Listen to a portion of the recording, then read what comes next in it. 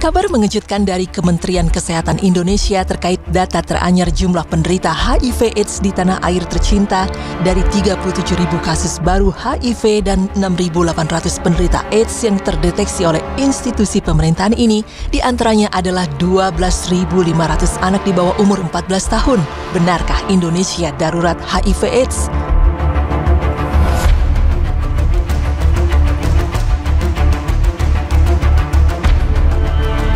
Inilah pengakuan Dr. Siri Nadia Tarmizi, Kepala Biro Komunikasi dan Pelayanan Publik Kementerian Kesehatan saat ditemui tim Insert Investigasi. Mungkin saja sedang darurat HIV/AIDS, karena bagaimanapun juga, meski bukan wabah yang langsung mematikan seperti COVID-19, namun HIV/AIDS sendiri telah dianggap sebagai salah satu wabah penyakit paling mematikan dalam sejarah. Sejak ditemukan tahun 1981, penyakit yang dapat melumpuhkan kekebalan tubuh ini diprediksi para ilmuwan datang dari Afrika Sub-Sahara dan telah merenggut nyawa 25 juta penduduk dunia. Jumlah ini dicatat organisasi PBB, WHO, dan UNAIDS di tahun 2006 silam. Lalu bagaimana dengan sekarang? Dan mengapa di Indonesia, anak-anak di bawah usia 14 tahun juga banyak ditemukan mengidap HIV/AIDS? Nah, inilah fakta miris yang terjadi. Dan tentunya lebih menyedihkan lagi, seorang anak yang sudah terkena HIV/AIDS sama seperti penderita dari kalangan dewasa disinyalir tak akan mengalami kesembuhan seumur hidupnya. Kenyataan miris ini pun membawa pemerintah dan berbagai elemen masyarakat berupaya untuk mencegah penyebaran HIV/AIDS seperti memberikan edukasi, juga pendampingan kepada masyarakat untuk lebih sadar dan mawas diri. Setidaknya setelah sadar dan mengetahui bahwa dirinya positif terkena HIV/AIDS, maka virus itu diupayakan untuk tidak lagi ditularkan kepada orang lain, apalagi kepada anak yang menjadi darah dagingnya sendiri.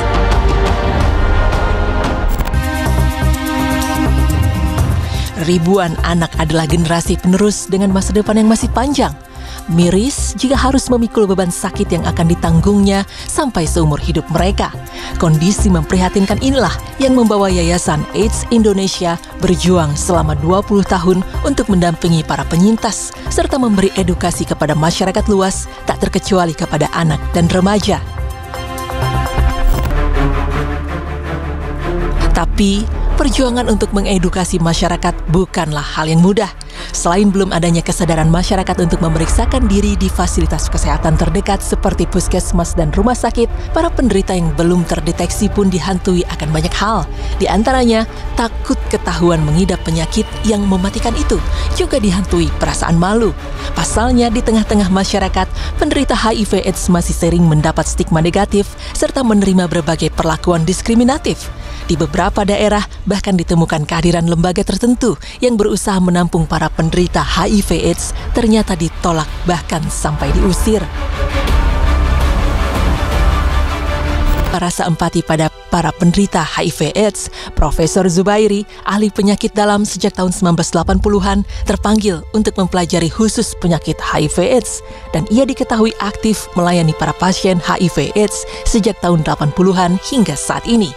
Bagi lulusan salah satu universitas di Prancis ini, orang yang mengidap HIV/AIDS butuh diperlakukan secara manusiawi sebagai manusia pada umumnya.